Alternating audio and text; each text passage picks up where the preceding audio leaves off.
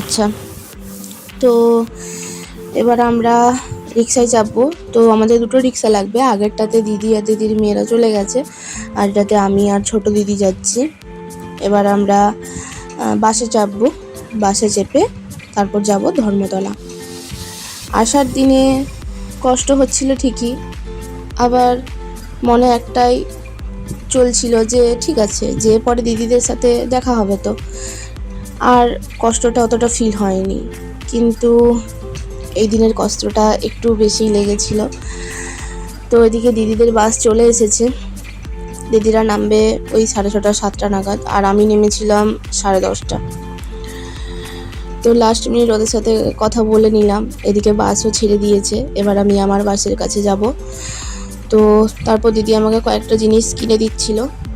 তাহলে এই ভ্লগটা এখানে শেষ করছি, দেখা হচ্ছে পরের ভ্লগে। টাটা।